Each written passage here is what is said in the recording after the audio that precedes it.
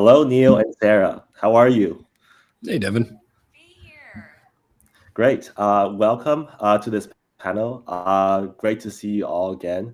I'm super excited to sort of facilitate this discussion about data and data storytelling with really two of the smartest people in this field, I think, that I've talked to, and also two of the most interesting people in this field. So I'm really excited to talk a little bit about not just their background, but what they think that the field is, where the field is heading.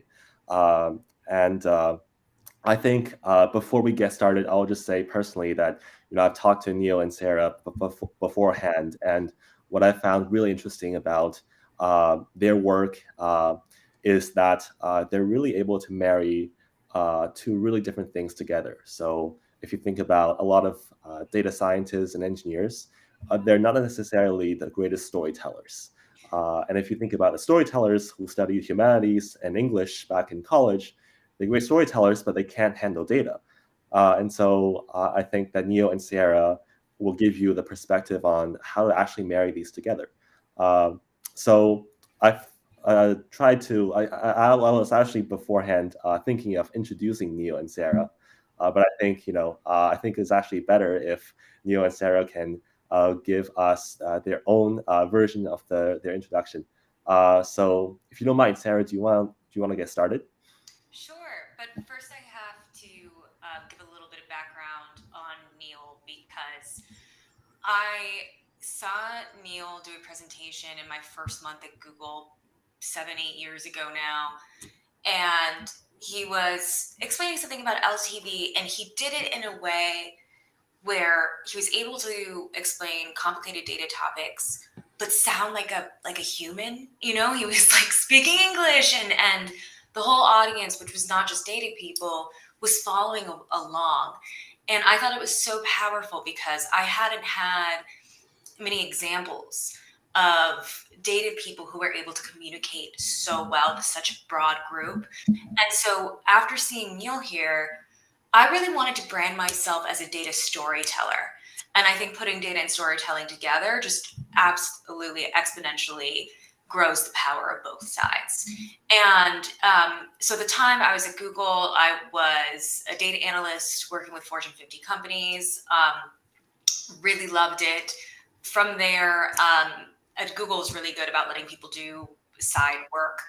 I joined some campaigns. The one I'm most proud of is Senior Advisor to Digital on the Harris 2020 presidential campaign. And while I will keep politics out of this conversation to the best of my abilities, I now have used my data storytelling skills to land on Fox News telling the liberal point of view, and in other conservative networks as well. And so for me, it seems weird on paper covering both of those worlds, but when you're someone who has the data and the storytelling abilities, I think those two worlds make great sense together. So I have to thank Neil for being a really good model. Well, thank you, Sarah. I guess I should add something else. We were joking before to the audience about how I appreciate modest backgrounds. To be like, well, we needed someone to fill a slot, and Neil replied to our email, so here he is, as opposed to lofty expectations. Sarah, as you're going through it, I'm like, oh no, now I need to come in with a really great story right away. And I'm not sure I have one, but I think I'll give you a sense just, on the career trajectory. It's difficult for me to say if I go back and I talk to younger Neil to say Neil wanted to be a storyteller.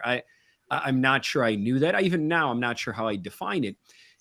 I think this process where when you see somebody tell a great story, especially in an area like data that's generally inaccessible to people, it kind of changes your point of view about what's possible. It makes you challenge the traditional way of storytelling, which is generally a collection of slides with bullet points and copious amounts of text that everyone falls asleep in. And you start thinking, you're like, wow, there has to be a better way to do this. And once you start seeing people that do it, early in my Google career, it was actually a gentleman, Avinash Kaushik, who served, I think, for 16 years at Google as one of their chief storytellers. And to see him in his own style be like, that is a great way of sharing data.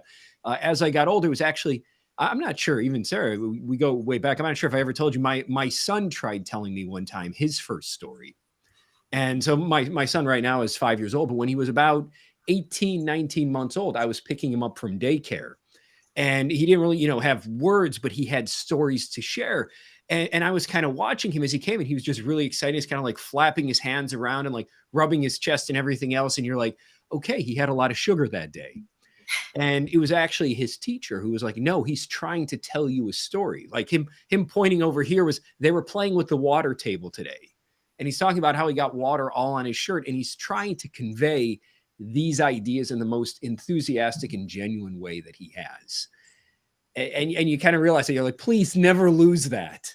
And then you go into a corporate presentation and you see that exactly happens to all of it. So I'd say, kind of that introduction, my role is to try to bring some of that back to say, I think everybody is a natural storyteller. I think we learn consistency. I think we learn process, and there's always a place for it. But if we want to make subjects like data accessible to other people, we need to really pull into those things that also will bring people into the stories that we tell and make them more interesting and more engaging. That's awesome. I wanted to get a sense of how you guys landed in the positions that you have right now, and how you guys sort of, choose to become data storytellers. Can you guys walk us through sort of why, some of the personal decisions or interests that led you to who you are today? That's a really good question. Neil, do you want to go first? Otherwise, I'll jump in. I'll try. I'm not sure it's going to be satisfying to anyone, but dumb luck. Someone came by to me early when I joined at Google, and they're like, "Hey, we have a presentation slot, 600 people, largest audience I've ever did. I think the largest before that was like 50." And they're like, "Do you want to talk to them about data for 30 minutes?" I was like, "What do you have?" And they're like, "We really just need to fill a slot. What do you have?" And so I spent 3 months trying, all this pressure on me. It's like, biggest audience ever. I want to make it great. And I thought it was a one-off thing. And when people saw the care and concern that went into the story, as rough as it was, they immediately asked me to present again.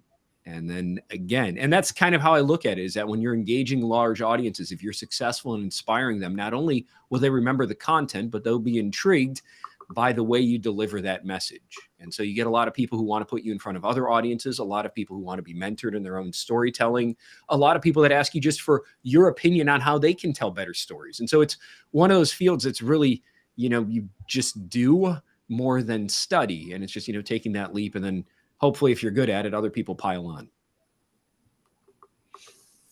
I love that answer. Neil is always so humble.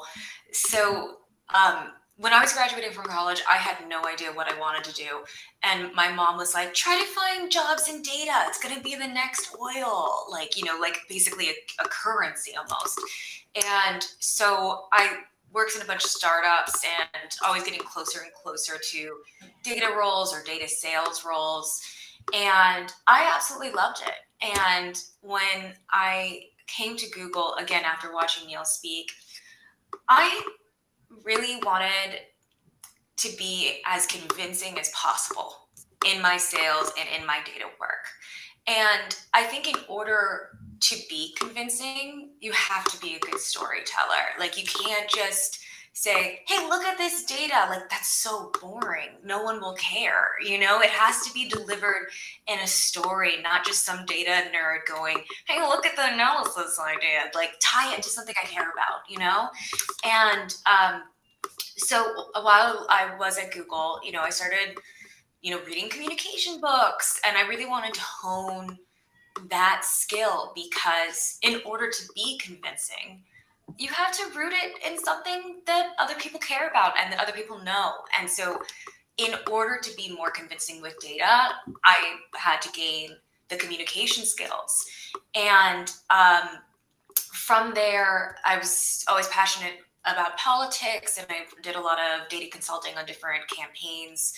And I think what made me quickly rise in that world, I'm going to be the opposite of Neil. I'm going to be less than humble to say that, is because I don't think that many people have that combination of skills. It is hard to find a true data nerd who can wow, I'm talking about how well communication, I can't talk, but it's important to be able to communicate that well, because if you think about the people who are ultimately driving the decisions, they're not data nerds, and you're going to bore them, you know? And so when I was on the Harris campaign, I got promoted after 5 weeks on the campaign, and to a senior advisor. And I think it was because I could bring both of those pieces, like understanding exactly why this is so important, how we did it, why you care, without boring them and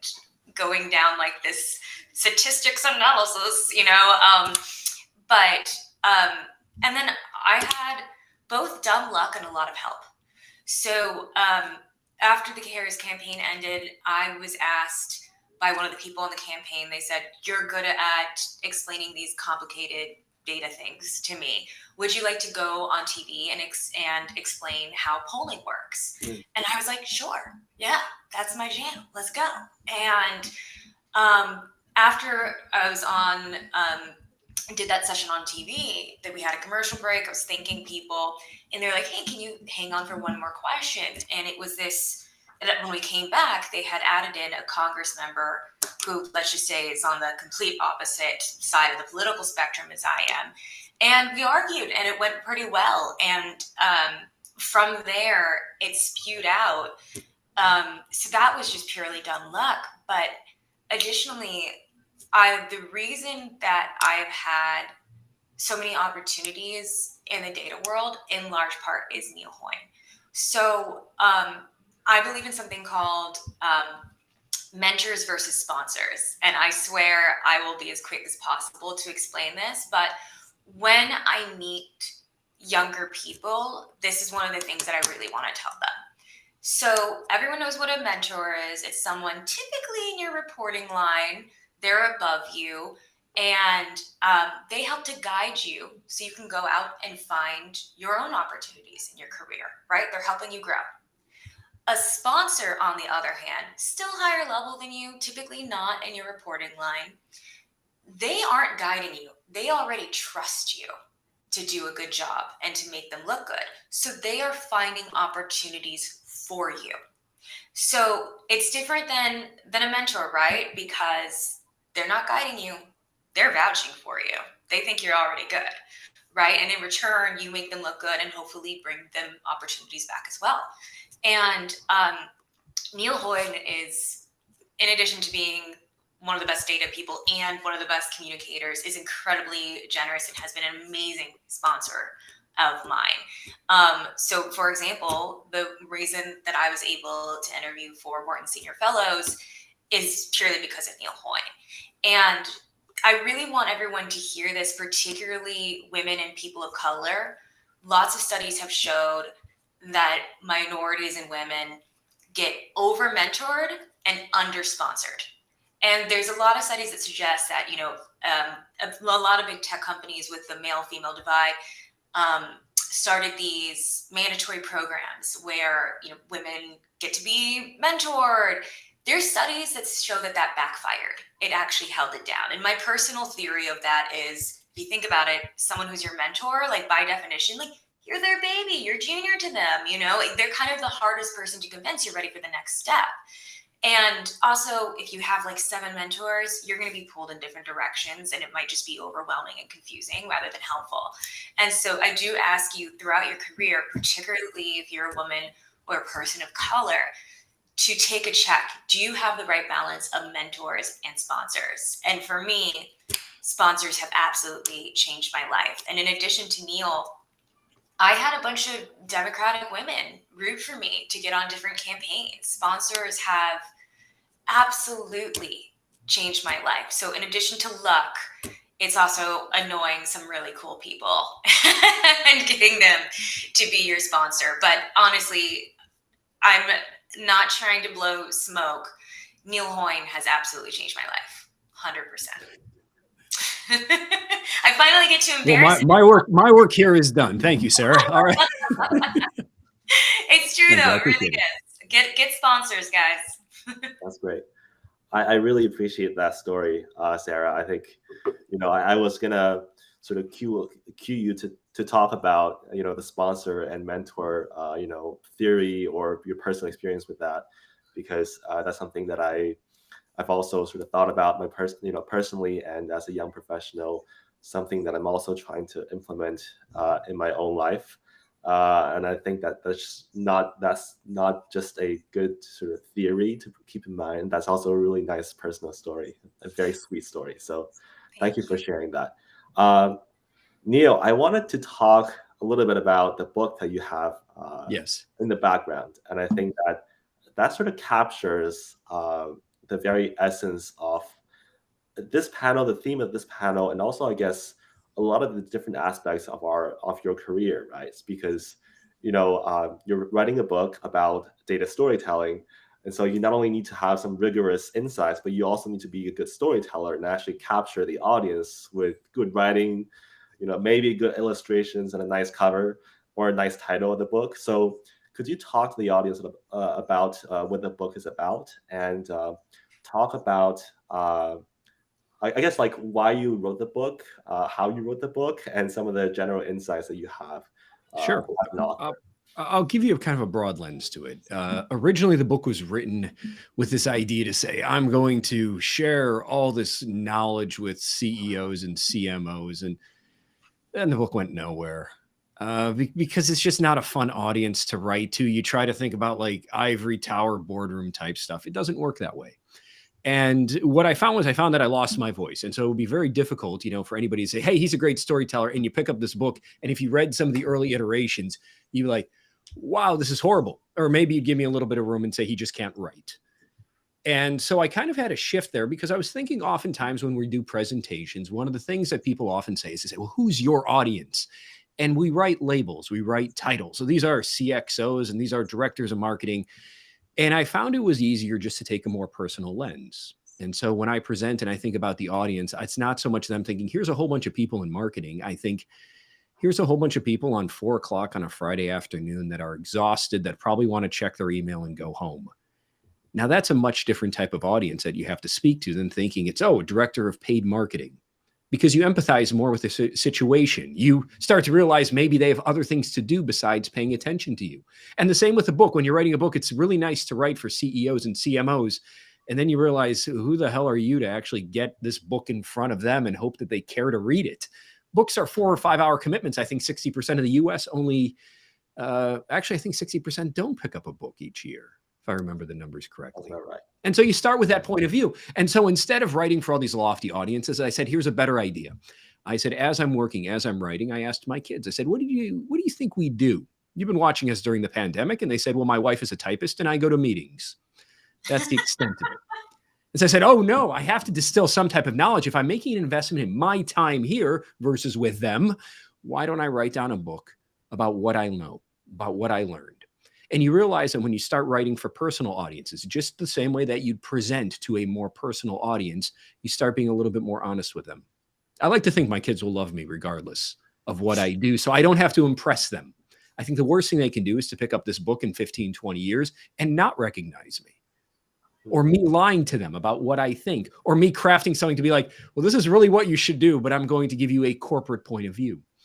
And as soon as I changed that audience, the story was a lot easier to tell, because it was something I was excited about. I had a true, genuine audience that I could empathize, that I cared about in mind, and the value that I wanted to deliver to them. And so really what it was is it was just a collection of letters and lessons that had to be grouped together for a theme, just to make sure that people can follow along with a story and build on top of it around how we build relationships with our own customers, just as we would build relationships with the audience of the book.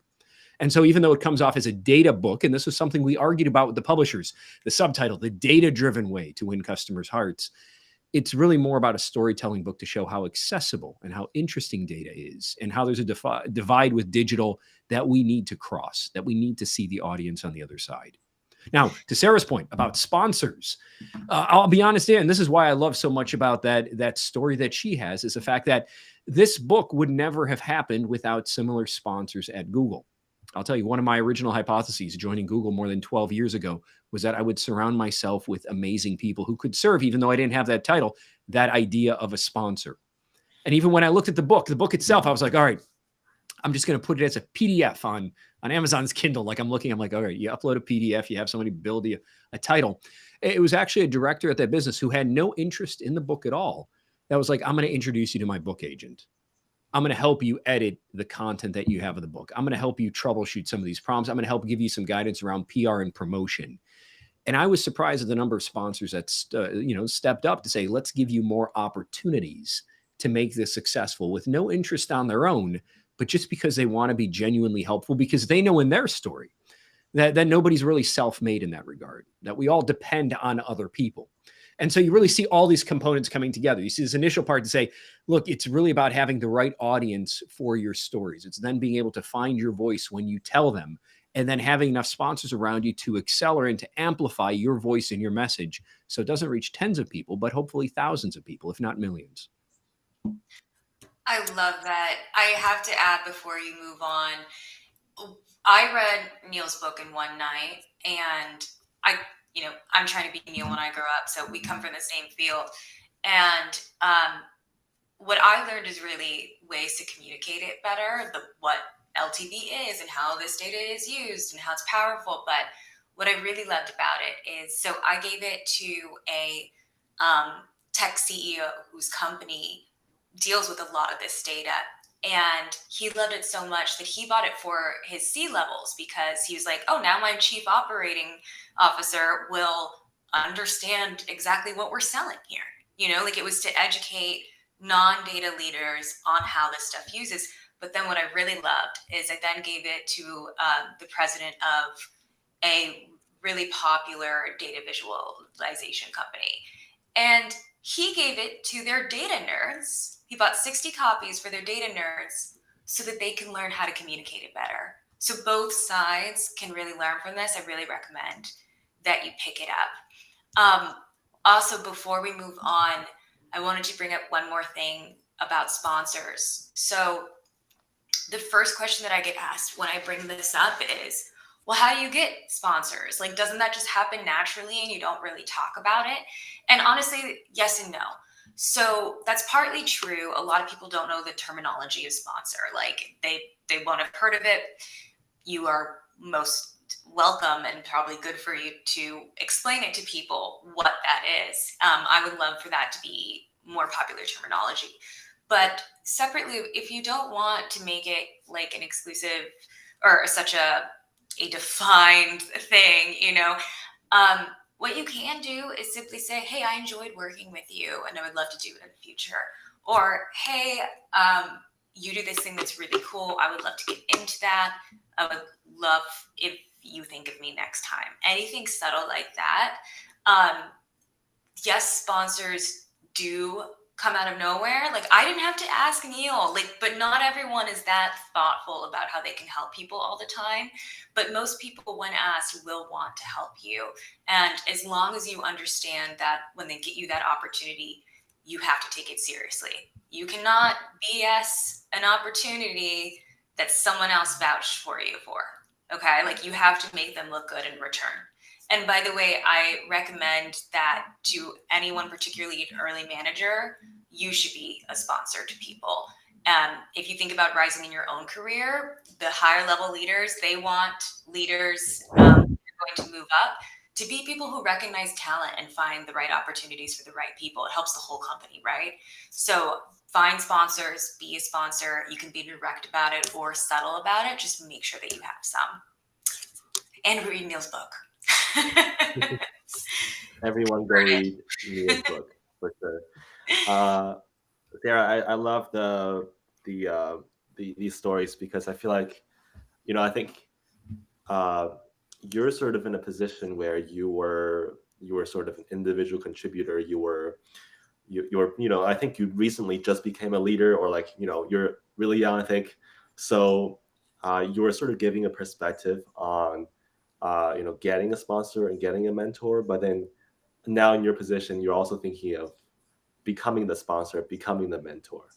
And so I think that sort of transition period, I think is really exciting for you as well. So thank you for that lesson on both of you for that. And I think, this is why it's a great panel, because the panelists actually know each other and they've worked with each other. So That's awesome. I feel like, what drew me to get interested about this is, I feel like if you can marry both of these, you can be really a killer in this industry. If you have only one, it's very hard to make a big impact. So I think it's really cool that both of you can do that. Is there anything else that you guys are burning to sort of discuss with regards to data storytelling that I haven't mentioned? I've been thinking a lot about how do we make data more accessible to people? Like, how do we make people more data fluent?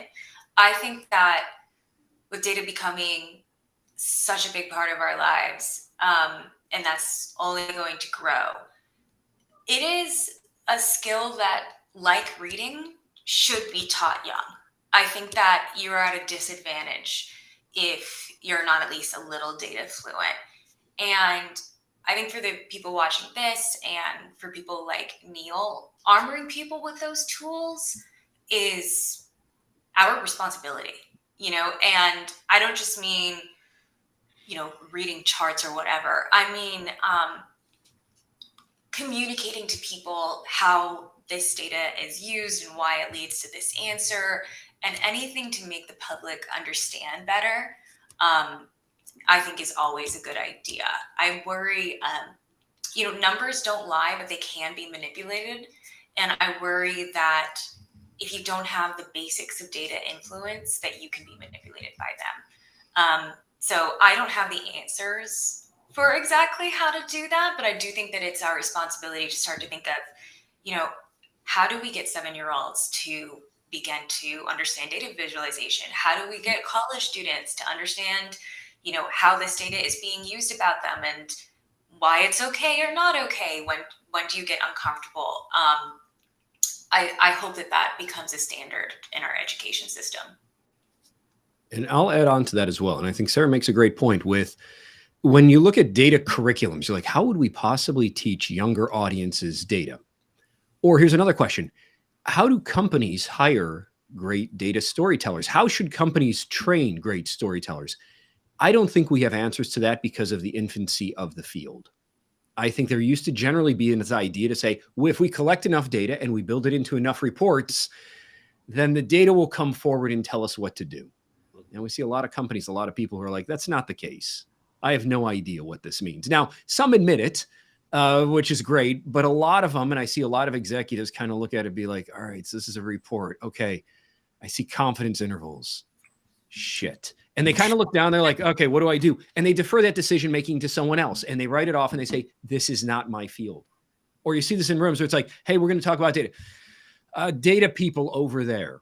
Or it would do math people. I'm not good at math. And so we create these boundaries that say this is not our area because we haven't been taught about it in the right way. And so if you feel those challenges, it's not an innate limitation on your side, but you're seeing the opportunity in front of us, which is to say a lot of people feel that way. A lot of people struggle with data, but we still know how important it is. And I think we're in this era right now where finally people are saying, we've collected so much data. Collecting more data is not the answer to this problem. It's really saying, how do we speak this language together? Because there's conversations happening. The area that Sarah and I inhibit when we look at digital marketing, digital data, we don't get to directly observe, at least not easily, the millions, if not billions of people interacting with our products. Data is the only language that we have to understand their behaviors and their patterns and their wants and their needs, their desires, and then figure out, well, how do we build stuff that makes their lives better? And unless you can have that conversation, then things fall apart. And so if you ever feel intimidated, I guess this is what I'm saying. If you ever feel intimidated or challenged, you say, I don't know what a great story means. This is how a lot of people feel. And so the easiest way to start is to find out those great data storytellers, those people that inspire you to be curious about the field and to start dabbling with it and to start building some of those bridges with people that can help. And you end up helping the entire world as a whole because it's just one of those things that we really, really need. I think a really good example to add to that, if you think of like when there's a natural disaster, who do they have on TV to explain it? It's not necessarily the best, weather data math person. It's the guy who's pretty good at that, but they can explain it really well. And so I think that it's better to be pretty good at both sides of that coin than excellent at one.